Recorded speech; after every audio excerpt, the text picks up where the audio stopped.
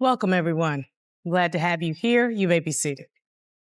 You're on the case of Toston v. Townsley. Thank you very much. Ms. Toston, Mr. Townsley, I'm so glad to have you.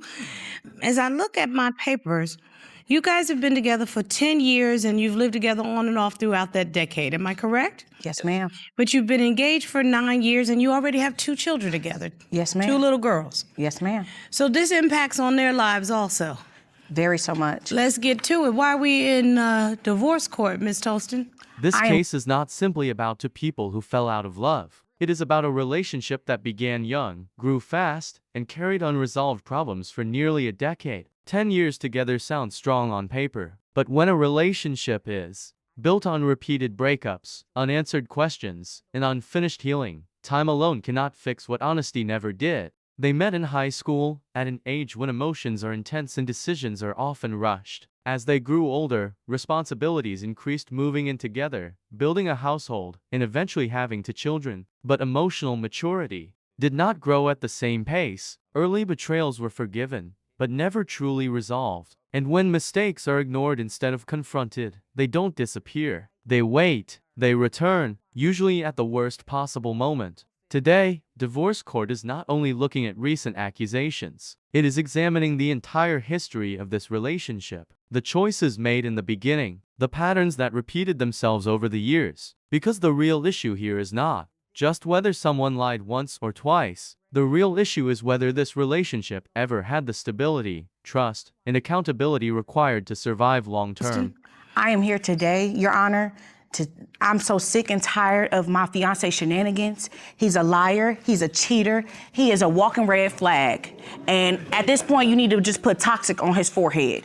If he don't tell the truth today, and the lie detector say he lying, he going home with you, the bailiff, he going home with this audience. I will not continue this. When trust breaks again and again, patience eventually runs out. And when patience is gone, emotions take control. What we are hearing now is not just anger. It is frustration built over years. It is the result of repeated disappointment, broken promises, and unanswered doubts. Forgiveness has limits. And when the same behavior continues, forgiveness starts to feel like self-betrayal. In this courtroom, emotions are raw and intense. But emotions alone cannot determine the truth. Because love without honesty becomes confusion. And confusion eventually turns into chaos. This moment represents a turning point. No more excuses. No more explanations that change every time they are questioned. Today, facts matter more than feelings. Evidence matters more than apologies. Because when deception becomes a habit, it is no longer a mistake, it is a decision. If the truth reveals dishonesty, the consequences will be unavoidable. Not because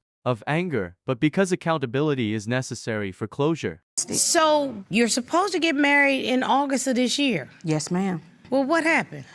Everything went left. For the last 2 years, we literally, like I told you, I was planning venues, doing makeup, doing hair, doing all this other stuff. Right. He literally just ignored it. So I asked his brother, I'm like, okay, so what's wrong with your brother? Because what he got going on that he can't marry me? Because look at me. I know I'm worth it. Yeah. You know? So I literally like, what's going on? His brother said to me, what happens in the dark comes to light. So I started investigating, looking through his phone, and I know I'm wrong for privacy or whatever. You are.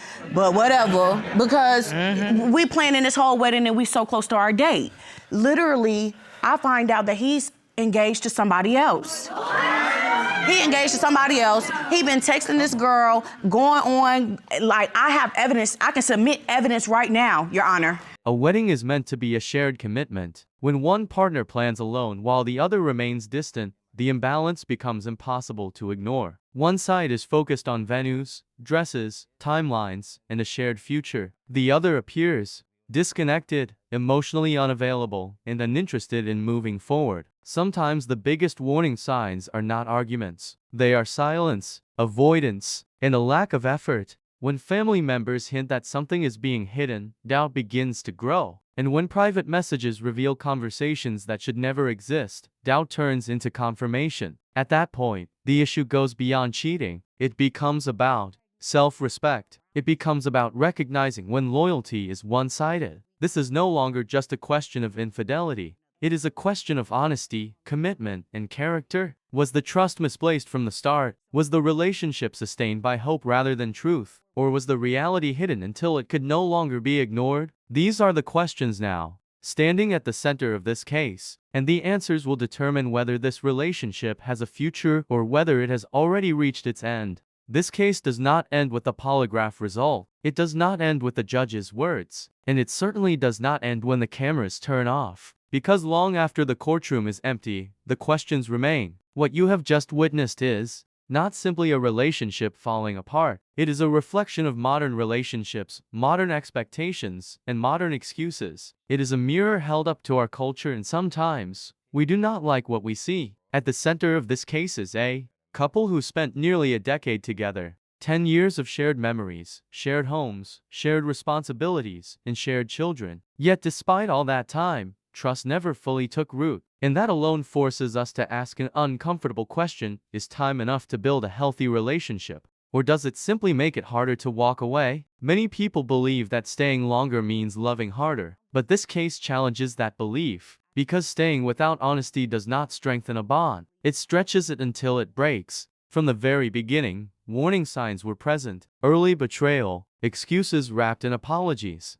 promises made before real change ever happened, and yet, forgiveness came again and again. This leads to one of the most important questions for the audience: how many chances are too many chances? In our culture, forgiveness is often praised. We are told that forgiving makes us strong, mature, and loyal, but rarely do we talk about the cost of forgiveness when it is one-sided. At what point does forgiveness stop being grace and start becoming self-neglect? This woman forgave early cheating. She forgave emotional distance. She forgave lies about whereabouts. She forgave unexplained behavior. And each time, she was told things would change. But change without accountability is not change at all. It is delay, and delay has consequences. One of the most painful aspects of this case is that children are involved. Two young girls watching their parents navigate a relationship filled with tension, suspicion, and instability. Children may not understand every detail, but they feel everything. They feel emotional distance. They feel uncertainty. They feel when something is wrong, even if no one explains it. So here's another question for the audience: what lessons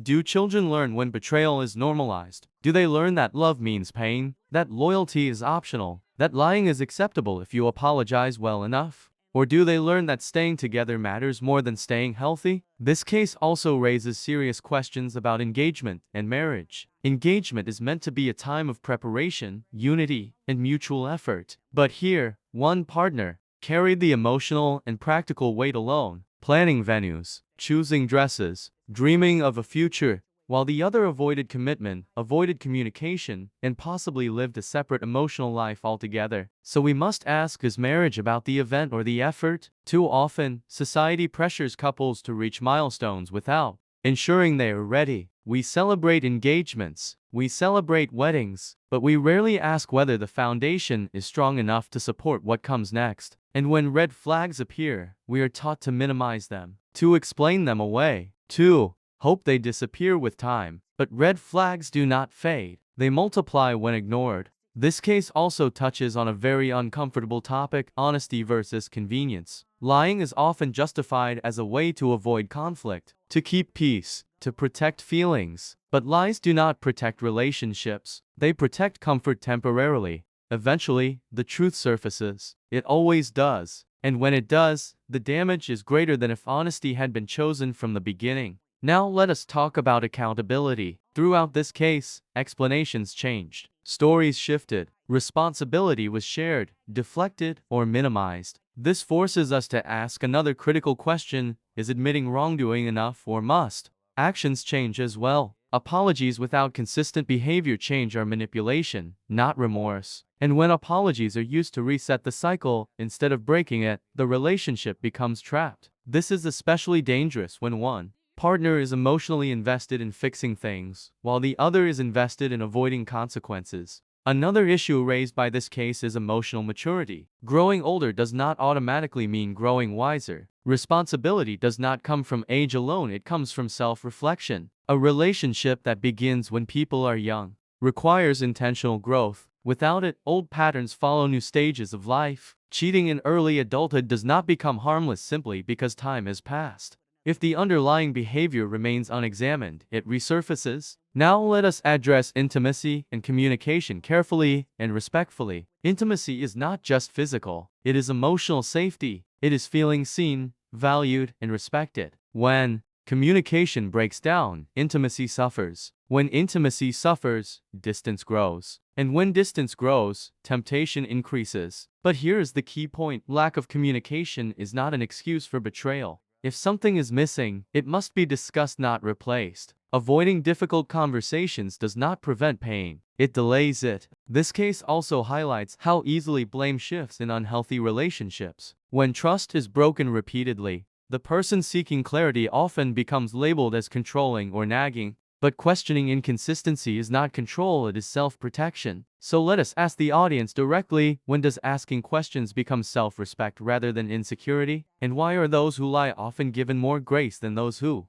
seek truth? Another major issue here is public commitment versus private behavior. Proposing in front of family, making promises publicly, creating an image of stability, yet behind the scenes, behavior tells a different story. This creates confusion not just for the partner, but for everyone watching. It teaches people that appearances matter more than integrity, and that is a dangerous lesson. Now let us talk about culture. In many cultures, especially traditional ones, staying together is prioritized over staying healthy. Leaving is seen as failure. Endurance is praised, even when it causes harm. Women, in particular, are often encouraged to be patient, forgiving, and understanding no matter the cost. But this case challenges that expectation. It asks whether endurance without boundaries is strength or conditioning, and whether cultural pressure keeps people in situations that slowly destroy them. So we must ask, does culture need to evolve? Should loyalty mean staying no matter what, or choosing what is right even when it is difficult? Change does not mean abandoning